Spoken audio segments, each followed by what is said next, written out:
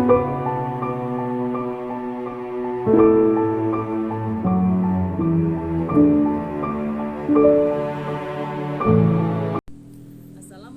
warahmatullahi wabarakatuh. Kepada yang terhormat Bapak Ibu dosen penguji ujian kinerja, perkenalkan nama saya Murtini dengan NIM 259093849500187. Mahasiswa PPG dalam jabatan tahap 2 tahun 2025 program studi Pendidikan Pancasila dan Kewarganegaraan di LPTK Universitas Negeri Makassar. Pada hari ini saya akan melaksanakan praktek pembelajaran dalam rangka penilaian uji kinerja di MTS Sunan Kalijaga Bulukerto dengan materi patuh terhadap norma. Demikian perkenalan saya, sekian dan terima kasih. Wassalamualaikum warahmatullahi wabarakatuh. Selamat pagi anak-anak. Selamat pagi guru. Apakah hari ini kabarnya? Alhamdulillah luar biasa. Allahu Akbar. Baik, karena hari ini kalian luar biasa, berarti hari ini membuktikan bahwa kalian itu anak-anak sebagai generasi penerus bangsa yang mempunyai budi pekerti yang baik. Sebelumnya tadi siapa yang sarapan dulu? Oh iya, sarapan siapa? Yang tadi yang membersihkan kamar terlebih dahulu? Saya. Semuanya sudah melaksanakan tugas dengan yang sangat baik. Nah, selain itu, apa kabar semua hari ini? Baik. Apa kabarnya kalian hari ini? Baik. Apakah siap belajar? Apakah siap belajar? Kalau siap belajar berkatalah Siap. Nah, sebelum kita mulai coba kalian cek dulu untuk kondisi kelasnya, apakah berantakan, apakah gimana? Enggak kok, aman. Semuanya bersih ya. Nah, kenapa? Kalau ruang kita itu bersih dan nyaman, maka kalian akan belajar dengan sangat baik. Konsentrasi. Nah, sebelum kita mulai coba dicek dulu kerapian bajunya. Sudah rapi. Nah, ikat pinggangnya, sepatunya sudah Kalau sudah rapi, berarti kalian sudah siap untuk belajar. Nah, sebelum kita mulai pelajaran, alangkah baiknya ketua kelas untuk memimpin doa di depan kelas. Silakan.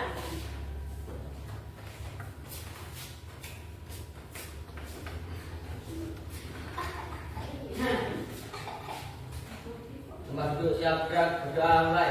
Bismillahirrahmanirrahim. Raditu billahi rabban wa bil islami dinan wa bi Muhammadin nabiyyan wa rasula. Rabbi zidni ilman warzuqni fahman. Amin. Berdoa kita. Silakan. Sampai dulu kembali ke tempat mulai. Nah, sebelum kita masuk materi, guru absen dulu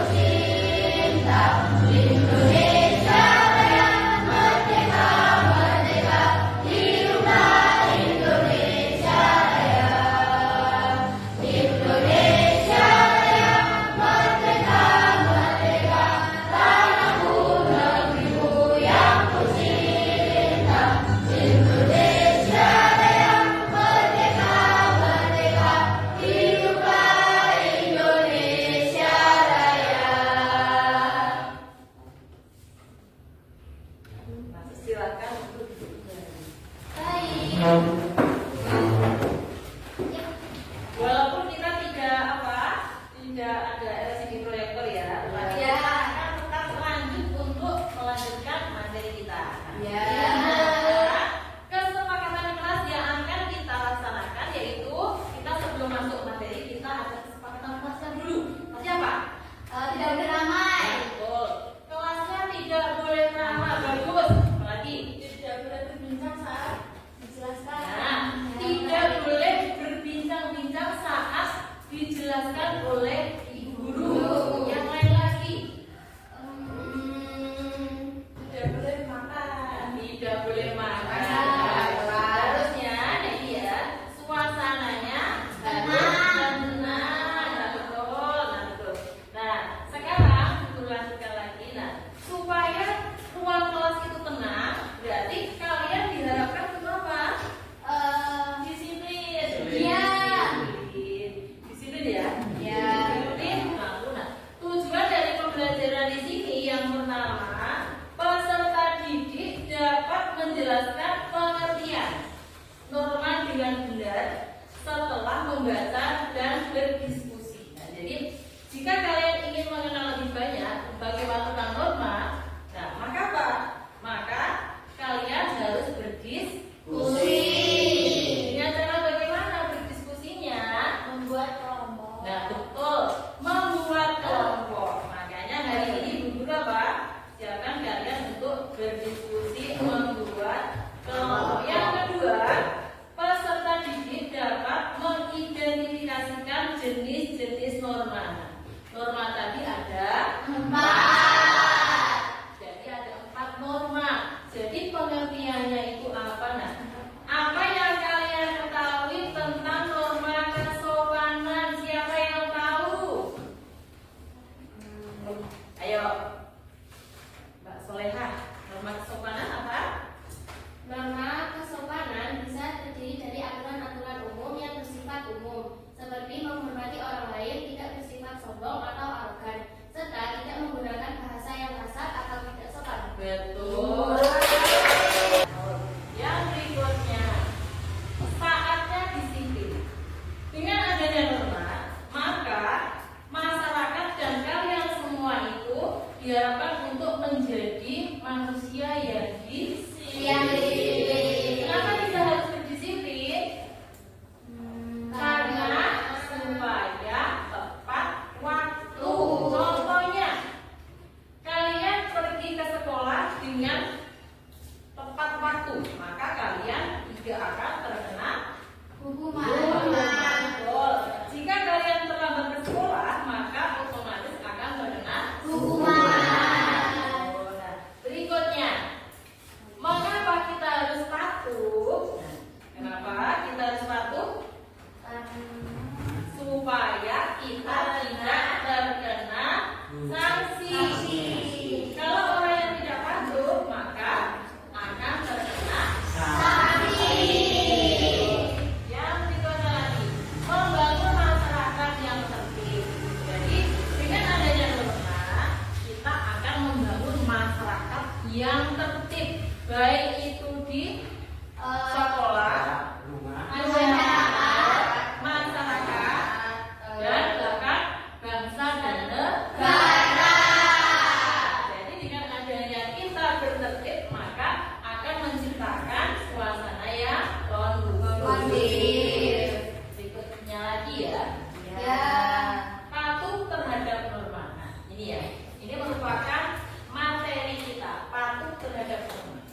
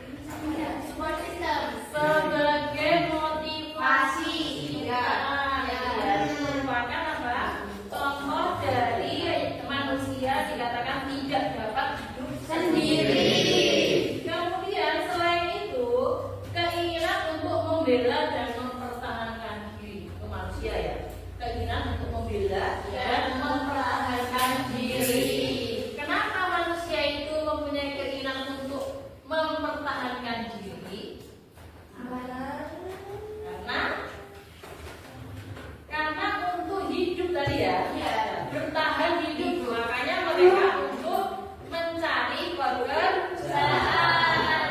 Pekerjaannya pun beraneka ragam, jadi tidak sama. Yang pertama contohnya apa? Pekerjaan. Sebagai nelayan, sebagai petani, apalagi sebagai pegawai kantoran, sebagai pelayan kafe, supir. Itu merupakan contoh dari apa? Keinginan untuk apa? Mempertahankan hidup. Berikutnya selanjutnya keinginan untuk melanjutkan keturunan. Ya. Jadi manusia dikatakan tidak dapat hidup sendiri itu karena ingin melanjutkan keturunan. Nah, kalau kalian sudah dewasa nanti ya, keinginan untuk melanjutkan keturunan. Supaya apa? Supaya ada generasi penerus. Supaya kalian tidak berhenti sampai di situ. Jadi orang tua kalian itu apa? Mempunyai generasinya untuk melanjutkan keturunan. Gitu ya. Jadi itu merupakan norma dalam kehidupan bermasyarakat. Nah, sekarang dulu lanjut ya. Nah, di sini ada norma dalam petunjuk hidup yang berisi perintah atau larangan. Nah, iya. Jadi kita itu diharapkan untuk apa? Untuk mematuhi yang ada dan menjauhi larangan. Jadi itu. Jadi kita apa? Diharapkan untuk melaksanakan perintah dan menjauhi larangan. Nah, berikutnya ya. Nah.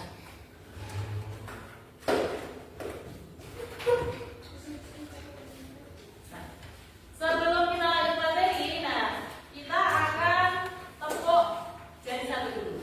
Biar kalian tidak tepuk jari satu, tepuk jari dua, tepuk jari tiga, tepuk jari empat, tepuk jari lima, berdiri semuka,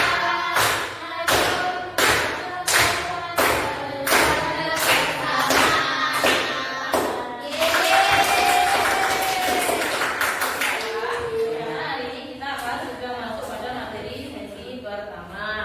Sekarang lanjut sesi berikutnya. Jadi sekarang bagaimana? Bu Guru tanya dulu. Nah, apa menurut kalian? Apa maksud dari atau pengertian dari norma? Ayo siapa yang tahu? Bu Guru tunjuk ya. Pengertian norma. Coba Tidak. Norma adalah aturan atau kaidah, baik yang tertulis maupun tidak tertulis, yang menjadi pedoman perilaku manusia dalam suatu kelompok atau masyarakat. Gitu ya. Jadi norma itu ada aturan baik tertulis maupun tidak tertulis. Nah, sekarang kita akan membahas bersama-sama. Nah, norma yang secara tertulis itu contohnya apa? Norma yang ada dalam undang-undang, berarti apa? Hukum. Nah, norma hukum sekali. Norma hukum itu semuanya ada di dalam undang-undang dan bersifat tertulis. Sedangkan norma yang tidak bersifat tertulis, contohnya norma kesopanan. Oh, jadi ada norma itu ya. Itu merupakan norma yang ada di masyarakat dan di Indonesia. Berikutnya, selain norma hukum, contoh dari norma agama itu apa saja? Pengertian norma agama dulu ya. Nah, siapa yang tahu pengertian dari norma agama? Tunjuk jari atau siapa? Tunjuk ya. Coba si Anggun. Mbak Anggun. Norma agama bersumber langsung dari Tuhan Yang Maha Esa, biasanya bersifat universal dan abadi, serta mendapatkan pahala jika baik dan dosa jika melanggar. Nah, itu ya. Jadi kalau norma agama itu bersifat universal. Kenapa bersifat universal? Universal itu artinya sangat luas.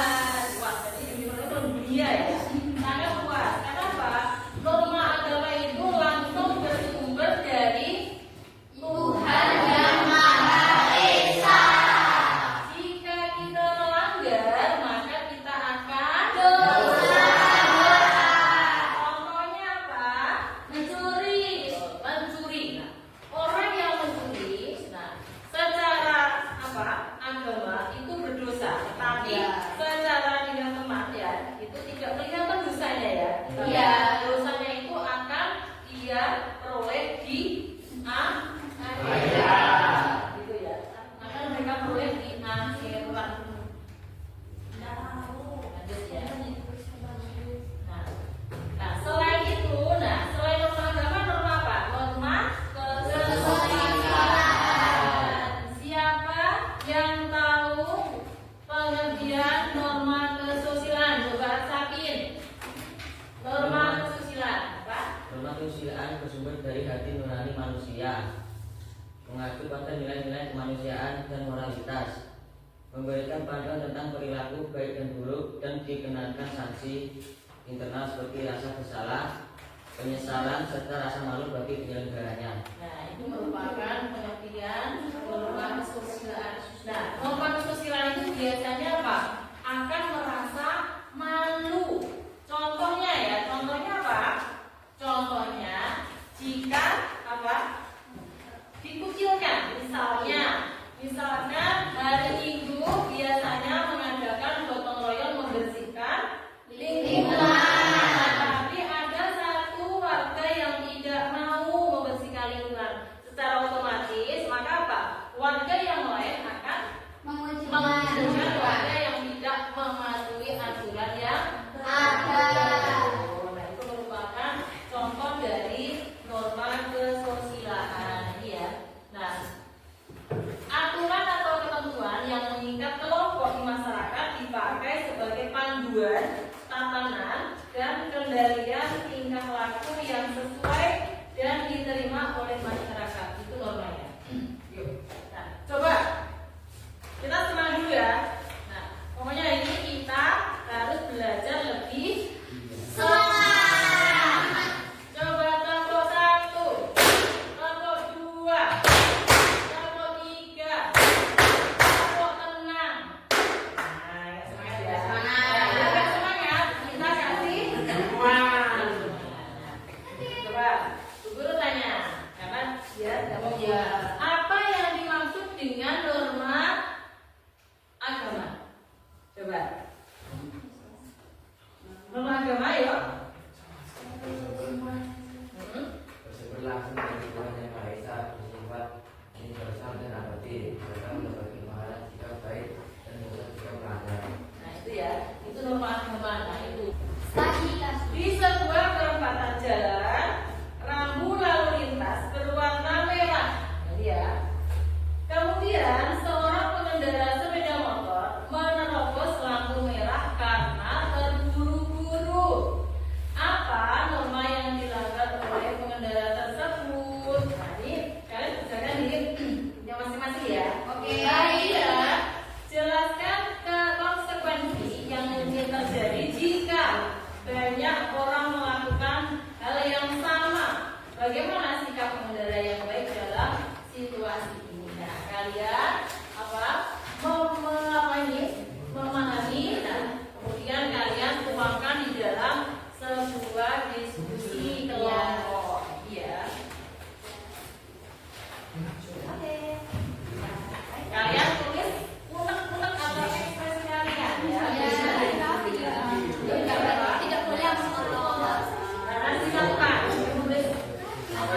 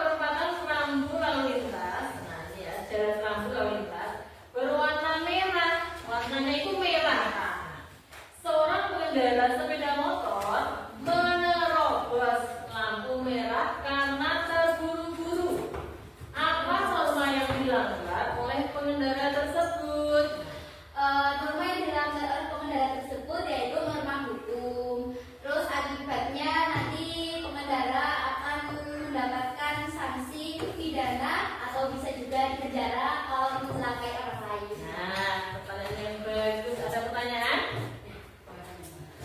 Tadi yang satu lagi ya? Nah, ada pertanyaan? Ada yang apa pertanyaan? Nah, sekarang jelaskan konsekuensi yang mungkin terjadi jika banyak orang yang melakukan hal yang sama. Jadi sama-sama apa? Melanggar ya. Bagaimana sikap pengendara yang baik dalam situasi ini? Sikap pengendara yang baik itu seharusnya 1. Fokus dan waspada. 2. Mematuhi rambu-rambu lalu lintas. 3. Menjaga jarak aman, menghormati sesama pengguna jalan, menggunakan perlengkapan keselamatan tempat, dan menghindari tindakan agresif atau ugal-ugalan. Pertanyaan yang luar biasa. Tepuk tangan. Boleh kalau satu untuk maju ke kembali ke depan.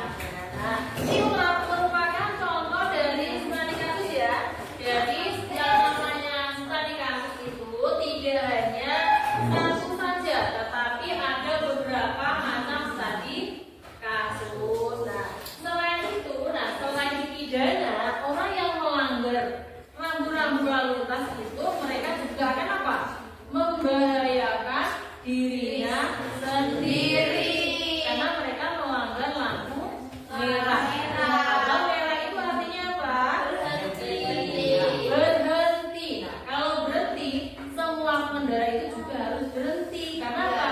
Di sisi lain itu ada motor atau mobil yang akan melintas. Kalau lampu warna kuning itu apa kira-kira? Hati-hati. Hati-hati. Nah, kenapa kita itu diberi peringatan untuk apa berhati-hati? Karena supaya perjalanan itu, perjalanan kita itu aman, tidak akan terkena masalah. Nah, sedangkan lampu hijau ya, itu artinya apa? Jalan. Kenapa Pak?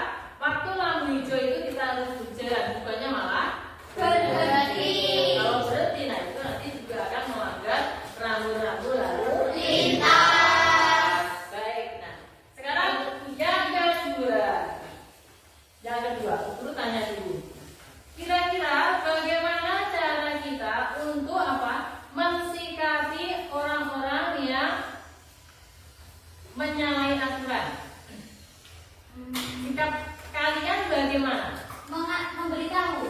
Memberitahu, betul. Memberitahu orang yang belum tahu aturan itu supaya apa? Supaya Tidak melanggar. dan supaya mereka lebih tahu dan supaya mereka tidak mengulangi kesalahannya Yang sama.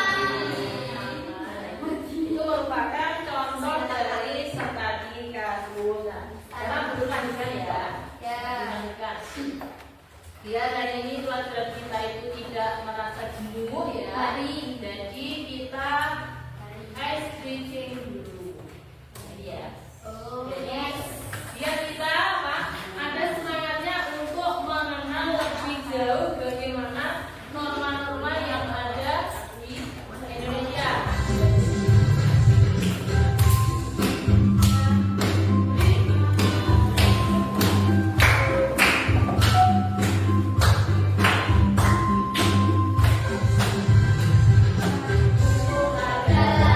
Aturan yang berlaku di dalam masyarakat.